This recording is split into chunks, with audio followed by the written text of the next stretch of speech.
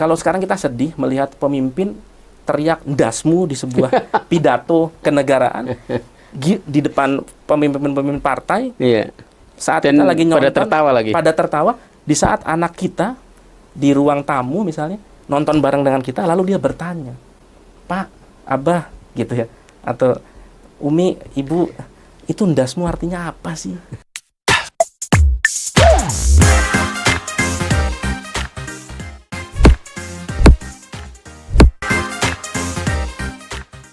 Assalamualaikum warahmatullahi wabarakatuh. Ketemu lagi dengan saya Kozin Amirullah di Podcast Pejuang, podcastnya para pejuang. Nah, kali ini saya ketemu dengan sosok pejuang yang barangkali di luar mainstream, karena yang bersangkutan itu background pendidikannya ekonomi, tetapi passionate-nya di bidang pertanian. Jadi perjuangannya malah bidang yang lain, bidang yang tidak berkaitan dengan S1-nya, ya, di bidang pertanian. Namanya, panggilnya Azmi. Azmi. Lu nama lengkap? Azmi Basyarahil, Mas Kozin. Azmi Basyarahil. Ya, ini Golkar nih ya. Kenapa tuh? Golongan keturunan Arab. Baru tahu singkatan itu. Baru tahu singkatan itu. Itu orang Pekalongan bukan? Betul. Kebetulan nih sama Mas Kozin satu kampung. asal kita. Satu asal. Ayah saya dari Pekalongan, tapi Yeah. saya lahir di Jakarta, Mas. Jadi sama-sama OPEC istilahnya. OPEC, orang OPEC, Pekalongan. Orang Pekalongan. Kalau mudik pasti ke Pekalongan. Iya. Nah, Azmi, lo mendefinisikan dirimu sebagai anak abah juga ya? Iya. Anak abah yang... Bahkan anak lama ya. Anak abah lama? Anak abah lama, tapi belum muncul sejak dulu. Lebih banyak di luar pagar, nggak masuk dalam halaman utama. Kita mendukung dari luar. Kenapa? Karena Tapi lo di sekarang, bisnis waktu itu? Fokus di bisnis. Sekarang bismillah, saya juga mulai aktif di beberapa komunitas turun tangan. Kemudian kemarin ada kelas demokrasi. Lalu ya sering sekarang berjumpa dengan teman-teman penggerak ya, dengan berbagai simpul-simpulnya anak abah. Alhamdulillah sekarang punya kesempatan yang lebih leluasa dan kita mau berjuang sama-sama, Mas Kozin. Insya Allah. Iya. Nah, tadi saya sempat cerita di awal bahwa dirimu itu sebenarnya kan lulusan Fakultas Ekonomi. Iya. Yang kebetulan satu fakultas dengan Abah juga ya dulu di UGM ya. Betul. Nah, lalu kemudian melanjutkannya malah di Fakultas Pertanian. Iya. Ini ceritanya gimana? Banyak yang aneh, bertanya juga kok bisa. Teman-teman rata-rata kan kalau lulusan dari Fakultas Ekonomi itu masuk di multinational company, paling tidak meninggalkan Jogja ke Jakarta. Saya justru terpanggil untuk masuk ke desa-desa bersama komunitas masyarakat petani namanya. Karena biasanya lulusan Fakultas Pertanian S2-nya ekonomi, ini terbalik ya. Mungkin gampangnya saya dapat pencerahan, Mas. Pencerahan. Alhamdulillah saya dapat pencerahan. Tapi sebelum ke sana, Mas Kozin, ada cerita menarik sebetulnya. Saya jadi teringat ya. Diskusi barusannya melambungkan ingatan saya 18 tahun atau 19 tahun silam. 2006, Mas Kozin. 2006, long time 2006 itu saya kelas 3 SMA. Kemudian saat itu, Mas Kozin, itu awal mula saya terperangah dengan satu pemikiran atau satu sosok, seorang sosok yang punya gagasan dan punya keteladanan sinkron antara pikiran, sikap dan perbuatannya. Saya bertemu pertama dengan Pak Anies Baswedan itu di 2006. Waktu lu masih saya kelas 3 SMA. Kelas 3 SMA. Dulu saya SMA di Depok ya. SMA 1 Depok, Negeri 1 Depok. Saat itu saya hadir sebuah pelatihan di Puncak Bogor, Mas, di sebuah villa. 3 hari 2 malam di Gojlok, isinya anak-anak SMA semua. Dan pembicaranya adalah Pak Anies Rashid Baswedan. Beliau belum lama pulang dari US. Iya, artinya juga belum terlalu dikenal juga ya. Belum terlalu dikenal. Masih awal-awal karir ya. Awal-awal karir, seingat saya beliau baru ditunjuk sebagai rektor Paramedia, sebagai rektor termuda ya. 2006 malah belum ya. Belum kayaknya, waktu kerja di Indonesia Institute. Karena saya ingat waktu itu saya mau berangkat ke Amerika juga ketemu Mas Anies dulu. Baik. Mas Anies sudah pulang. Itu di The Indonesian Institute. Masih di Indonesian Institute ya. Baik. Nah, uniknya saya satu peserta dengan Usama Abdul Aziz Semi yang sekarang menjadi jubir Pak Anies Rashid Baswedan ya, di tim turun tangan dan teman-teman juga. Menarik, Mas. Jadi 3 hari 2 malam diisi oleh Pak Anies. Kita itu di otak-atik cara berpikir kita atau kita diperlihatkan dengan mindset baru yang mind blowing, dan kita melihat satu sosok orang yang punya global competence karena baru saja pulang dari US. Selain sekolah kan beliau bekerja juga di sana. Lalu lahir dari kampus, punya intelektualitas, tapi juga punya keberanian, punya gagasan-gagasan yang sifatnya mendobrak kemapanan saat itu. Saya melihat ada integritas dari diri beliau. Nah, saya mendefinisikan integritas itu bukan semata-mata jujur, Mas. Ada orang mengatakan integritas itu nggak nyolong gitu, nggak ngambil hak orang atau berkata dengan sebenarnya. Menurut saya integritas lebih dari sikap jujur, tapi kesepadanan atau kesepaduan antara pikiran dengan perbuatan.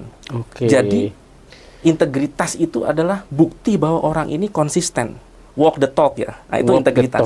Integral ya. Terintegrasi. Pikirannya, lisannya, perbuatannya. Kalau mau tahu integritas seseorang, tidak bisa dari pembicaraan 2 jam, 1 hari, 3 hari, enggak. Atau cukup dengan podcast 30 menit. Enggak, 30 menit enggak cukup. Mas Kozin, saya tidak bisa menebak saya punya integritas atau tidak. Tapi saya bisa menebak Mas Kozin punya integritas. Begitupun Pak Anies. Yang dilihat apa, Mas? Rekam jejaknya. Saya melihat Pak Anies berarti sejak 2006 paling tidak saya mengenal, sampai hari ini ada di track jalur rute terjal yang sama yang dipilih untuk memperjuangkan nilai-nilai atau membawa misi.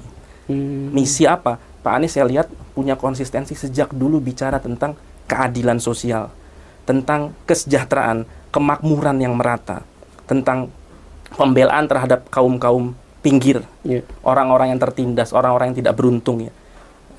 Kita sebut kadang dengan istilah kaum Ustadz Afin. Orang-orang yang memang harus dibantu, Mas. Nggak bisa dilepaskan, negara ini harus hadir. Nah, Pak Anies dulu dari kampus, belum ada di sektor publik, sudah bicara tema-tema atau jadi betapa saat itu sebenarnya sudah melakukan perkaderan ya. Lo hasil dari kader. Subhanallah. Jadi makanya saya refleksi diri tuh rasanya merinding kadang-kadang. Jadi saya mungkin baru berpautan lagi dengan lingkaran ini setahun 2 tahun terakhir saat Pilpres, mungkin pas Timnas Amin itu saya juga tidak terlalu masuk, hanya mendukung setiap kampanye. Tapi saya melihat perkenalan saya dengan beliau di 2006 itu. Artinya sebenarnya lu jauh sebelum yang kita ini ya. Lu sudah dididik lebih dulu, lalu kemudian hidup pada fase yang barangkali track berbeda. Karena itulah, Mas, saya terinspirasi, terilhami lebih tepatnya. Saya cek Pak Anies ini kuliah di mana, apa yang dikerjakan di kampus, selepas kampus ngapain, membangun karir profesionalismenya dalam bidang apa. Lalu dengan mudah, Mas, saya mencoba untuk mengikuti. Saya berjuang untuk bisa masuk UGM. Alhamdulillah, saya 9 kali gagal masuk perguruan tinggi negeri, Mas. Saya coba di UI, Unpad, ITB. 9 kali? 9 kali. Wow. UI, Pejuang Unpad, betul ITB, ini.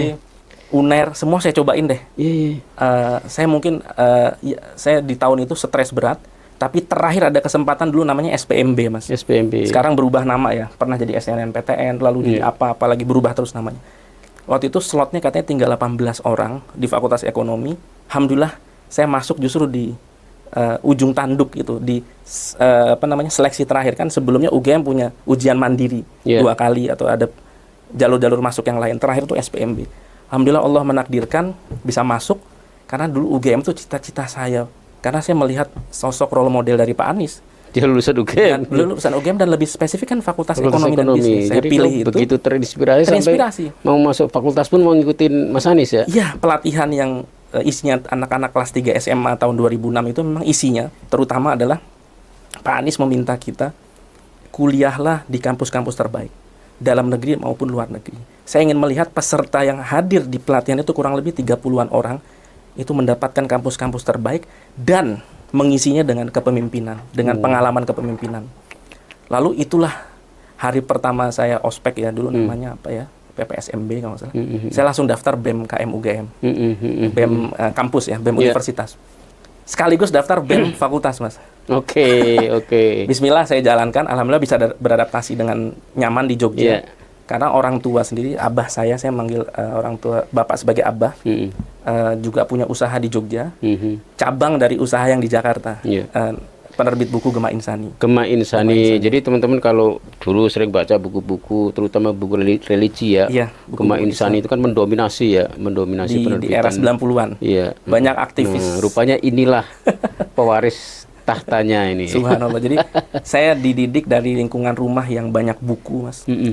Tentu seorang ayah, abah yang penerbit buku pasti banyak buku di rumah, pasti banyak baca. Dan dari kecil udah baca ya? Udah baca di ruang-ruang tamu kita, atau lebih tepatnya gini, ini rumah, depan itu kantor, Mas, pabrik. Jadi saya mainnya ke pabrik, Mas, ke pabrik buku. Kecil saya itu kesenangannya selain seperti anak kebanyakan main di luar, main layangan, main bola, tapi saya senang mengunjungi pabrik percetakan buku itu. Terus nanti diajak ngobrol, berinteraksi dengan pegawai abah saya, dan pasti ngobrol banyak, terus kan kita pasti buka-buka buku juga. Jadi buku-buku Gema Insani itu kan genrenya banyak, bukan hanya buku-buku pemikiran. Dulu Mas Kozin di eranya aktivis banyak baca buku pemikiran dari Gema Insani, tapi juga ada buku anak, Mas, yang menarik-menarik. Ada juga buku remaja, novel. Terus juga sekarang kita banyak mencetak Al-Quran. Nah, alhamdulillah itu yang membuat saya senang dengan literasi, senang dengan pemikiran. Dan saya mendapatkan role model yang rasanya tepat, itu Pak Anies Baswedan. Saya ikuti track atau rute beliau. Lalu saya gabung di BEM Universitas. Di tahun kedua, Mas, saya diamanahkan sebagai ketua BEM Fakultas Ekonomi. Lalu saya ngambil sebuah tagline bersama teman-teman. Kita harus punya daya dobrak nih. BEM itu harus bisa bersuara lantang, tapi harus punya metode yang kredibel, yang dipertanggungjawabkan. Tapi harus ada satu isu dulu. Supaya kita BEM Fakultas Ekonomi ini mau bahas, mau angkat isu apa, mau tackle isu apa. Akhirnya kita angkat isu kemiskinan. Terus kita punya tagline, fight against poverty. Fight against poverty. Itu terinspirasi dari ide-ide pemikiran Pak Anies juga, yang tadi saya cerita banyak ngebahas tentang pembelaan terhadap kaum miskin, keadilan sosial. Jadi kenapa BEM FEB UGM ngangkat isu itu? Kita nggak perlu jauh-jauh, Mas, melongok ke pelosok-pelosok Indonesia. Karena kemiskinan di Jogja sendiri itu sebuah fenomena yang mencolok. Jadi teman-teman perlu tahu, tanpa mengurangi rasa hormat terhadap teman-teman atau orang-orang Jogja ya. Tapi Jogja itu, Yogyakarta punya ketimpangan yang tidak bisa dikatakan sederhana secara atau ekonomi ya. Secara ekonomi, salah satu kota termiskin di Indonesia juga. Harga melambung, banyak harga bahan pokok, harga tanah meroket, tapi kesejahteraan masyarakatnya dan upah. Kita tahu sendiri di kalangan anak muda bahkan sering jadi gocekan, Mas, ya, jadi bercandaan ya. Ya di Jogja tuh untuk kerja ya untuk relawan aja, kerja untuk sekedarnya aja, kerja sukarela. Kalau buat nyari duit ya nggak bisa di Jogja. Nyari duitnya ke Jakarta, nanti hari tua balik ke Jogja. Makanya di Jogja ini banyak tanah dibeli untuk orang pensiunan, harga tanah melambung. Tapi bukan tempat orang nyari uang katanya. Banyak kampus-kampus, mahasiswanya selesai studi langsung cabut, Mas. Entah ke Jakarta, entah ke kota lain, Surabaya. Jadi UMR Jogja tuh katanya rendah sekali. Ya katanya juga itu masyarakatnya nerimo terhadap itu, tapi itu dulu. Sekarang orang lebih realistis.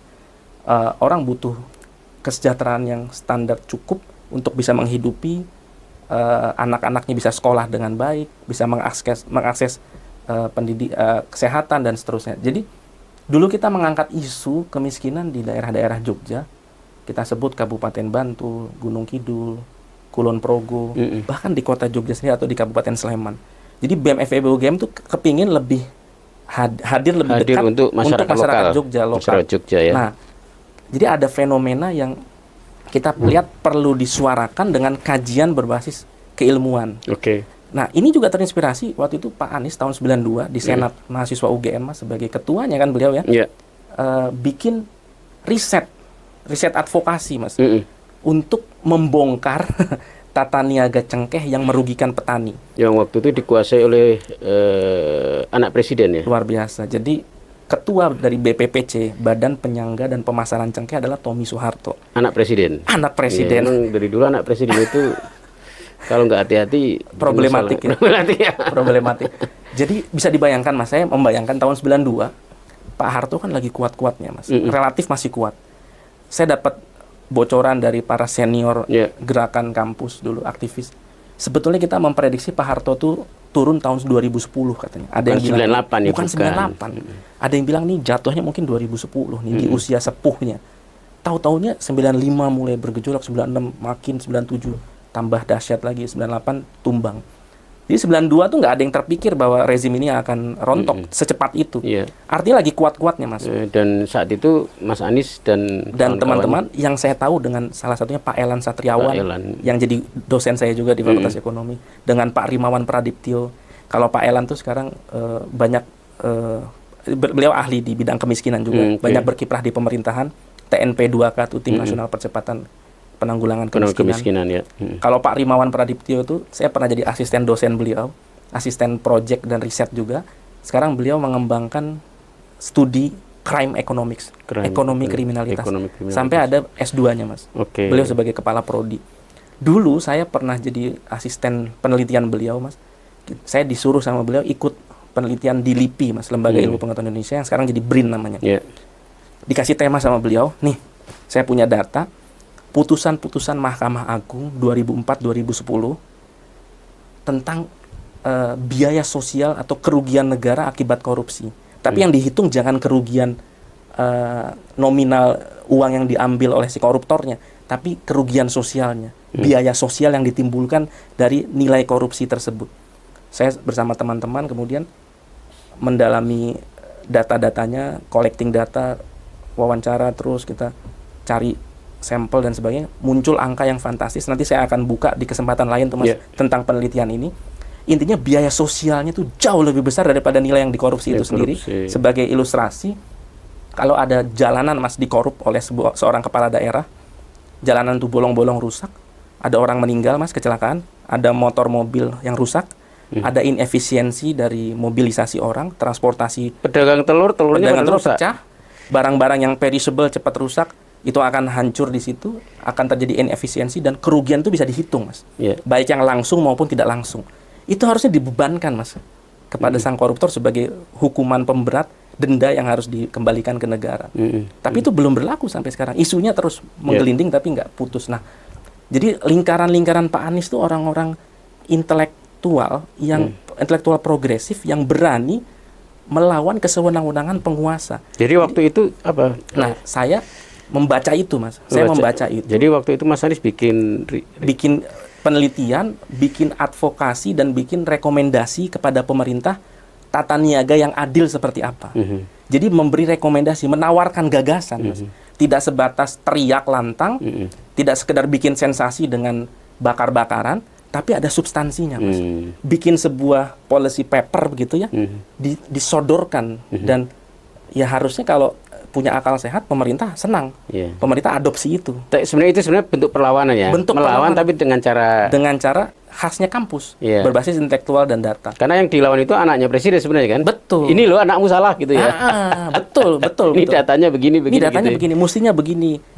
Diberikan alternatif cara mengelola badan BPPC ya, badan penyangga dan pemasaran cengkeh. Cuma kan tetap aja namanya presiden dengan power, dengan ugal-ugalan, Mas, jalan terus, petani cengkeh kejepit. Ya, tapi dari situ Pak Anies belajar kayaknya atau mendapatkan ilham juga ya bahwa berjuang dari luar tanpa punya power, tanpa memiliki kewenangan, sulit untuk mengubah, Mas. Jadi akhirnya saya pikir dari situ Pak Anies mungkin akhirnya mengambil jalan baru berikutnya secara paralel. Saya juga harus masuk dalam dunia politik dan ditandai dengan S2 beliau kan di manajemen dan kebijakan publik, Mas ya. Kurang lebih di public policy kan. Kayaknya dari situ beliau sudah membuat rute, Mas. Punya visi jangka panjang.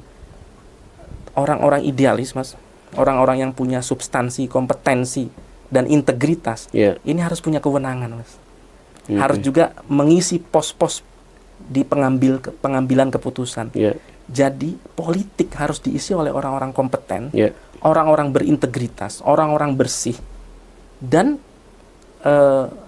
melalui jalur meritokrasi. Yeah. Jadi bukan karena kenalan, karena kanda adinda, kanda abanda atau ayahanda, atau pamanda. Kita muak, Mas Kozin pernah cerita di salah satu diskusi juga, nyampaikan ke kami sebagai anak didiknya Mas Kozin juga, kita mau ambil rute yang berbeda dari jalur anak muda masuk ke politik yang sudah usang, yang sekian lama dipelihara, yaitu berbasis apa, Mas? Patronase. Yeah. Abang saya, senior saya, abangda, kakanda. Akhirnya ujungnya jadi makelar politik. Yeah. Ujungnya jadi pemburu rente. Ujungnya adalah dibawa, diperkenalkan menggunakan nama orang yang lebih dulu masuk sebagai senior. Yeah. Bukan karena meritokrasi, bukan karena kompetensi, dan bukan karena integritas. Rekam jejaknya nggak kelihatan, Mas. Yeah. Memuakkan gitu. Nah, ini yang mau dilawan sama teman-teman muda, Gen Z, milenial, Gen Z, dan berikutnya ada loh, Mas, Gen Alpha. Udah bersiap loh. Gen 2029 teman-teman perlu tahu, Gen Alpha yang sekarang SMA itu akan menjadi pemilih. Saya sendiri milenial. Mas Kozin insya Allah milenial. Nah, saya kolonial. Sepertinya masih di rentang itu. Sekarang yang paling banyak berkiprah memang Gen Z. Nah, saya sedikit lanjut, Mas. Dari situ saya bersama teman-teman BEM, tapi selesai kemudian saya belum puas, belum menemukan jawaban, Mas, tentang ketimpangan, ketidakadilan ini. Saya memberanikan diri berangkat ke Papua. Oh, ke Papua? Untuk KKN. Jadi di UGM itu kan ada kewajiban untuk KKN di akhir semester. Saya diajak oleh teman, Mas. Sekarang beliau ini orang yang sangat berani bersuara juga. Mungkin teman-teman notice namanya Media Wahyudi Askar, seorang Selios yang mendirikan Selios, Center of Economic and Law Studies, yang kemarin sekarang rame ya. Belum lama mengeluarkan rilis yang tentang pesawat terbang dan sepeda itu, Mas. Ingat gak? Ikonik banget. Anak keluarga presiden menggunakan pesawat, rakyat kecil naik sepeda. Itu tersebar di banyak grup WA, di sosmed. Mereka bikin liputan-liputan riset advokasi lebih tepatnya ya, tentang makan bergizi gratis, tentang ketimpangan, terus sebelumnya isu PPN 12% dan macam-macam. Nah, dulu saya tuh alhamdulillah diperkenalkan dengan banyak orang-orang yang punya integritas, yang sejak dulu hingga sekarang konsistensinya, rekam jejaknya bisa dilihat, Mas. Media ini teman kami, saya dari Fakultas Ekonomi, media tuh dari Visipol, Mas. Ngajak, yuk kita KKN ke Papua sekalian, jangan cuma di sekitar sini. Dulu di BEM kamu banyak angkat isu kan di Jogja tentang kemiskinan. Sekarang lihat Indonesia lebih jauh, ujung paling timur. Sekalian aja yuk. Kapan lagi? Nanti nggak akan terulang. Bismillah kita naik kapal laut, Mas. Jogja ke Surabaya dari Tanjung Perak. Berapa lama itu ya? 5 hari, Mas. Naik kapal Labobar dari Tanjung Perak Surabaya. Wow. Awalnya senang di laut sampai akhirnya sudah mabuk, Mas. Rindu daratan. Waduh, kita banyak mampir di Makassar, di Buton, di Maluku, Ambon dan seterusnya. Sorong, akhirnya turun di Manokwari, sambung jalur darat, masuk ke Teluk Bintuni, Mas. Oh, Teluk Bintuni, ke bawah itu ya? Ke bawah, di kepala burung tapi bagian bawah. 3 bulan di sana, niat angkuhnya ingin mengajar, menginspirasi. Justru kita tertampar pelajaran paling berharga dan realitas pahit dari masyarakat. Kita melihat langsung sebuah fenomena ketidakadilan, fenomena ketimpangan, Mas. Saya terperangah. Di situ masyarakatnya masyarakat petani. Ini pintu masuk saya terhadap 2 hal, Mas Kozin. Pintu masuk saya ingin mendalami bidang pertanian, dan pintu masuk saya dalam perjuangan politik. Sebetulnya di momen itu tahun 2011, pikiran saya terbuka bahwa perjuangan kita tidak bisa hanya sebatas keilmuan di kampus, tapi harus punya kepakaran, profesionalisme, spesialisasi, dan harus berhimpun dalam sebuah barisan kolektivisme. Dan di sini politik masuk sebagai alat, Mas. Nah, bukan jadi, tujuan ya. Politik itu bukan tujuan. Kalau politik menjadi tujuan, seperti tadi cerita yang kita sebut beberapa kawan-kawan kampus, tujuannya politik sekedar dapat jabatan, selesai mendem tadinya teriak-teriak di kampus, begitu dapat jabatan, selesai, Mas. Menikmati kekuasaan dengan hidup glamor, idealismenya rontok, Mas. Tapi politik sebagai alat dan demokrasi itu sebagai alat juga bukan destinasi. Jadi politik dan demokrasi itu adalah alat, bukan destinasi, bukan tujuan. Sehingga kita bawa misi kita melalui jalur politik. Kita menjadikan politik sebagai rute, Mas. Kendaraan menuju sebagai kendaraan di rute menuju kemakmuran, keadilan sosial. Itulah tujuan kita. Kalau Pak Anies selalu bilang menggelar kesejahteraan. Dulu menggulung kolonialisme, menggelar kesejahteraan. Dan melunasi janji kemerdekaan melalui jalur politik.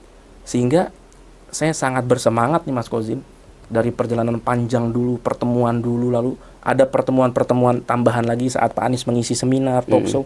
Saya pasti hadir, datangi dimanapun beliau ngisi, berusaha untuk coba datang, agar kita terus berhimpun, Mas. Kita menyamakan terus frekuensi kita, supaya kita, idealisme ini harus dirawat, Mas. Dan Pak Anies selalu mengatakan, idealisme itu juga butuh kelenturan, tidak bisa terlalu kaku. Jadi idealisme berbasis navigasi. Artinya apa? Idealisme kita bisa berbelok, rute kita bisa berbelok, tapi kita sudah tahu tujuannya apa di ujung sana. Nah, politik itu kan alat, kendaraan.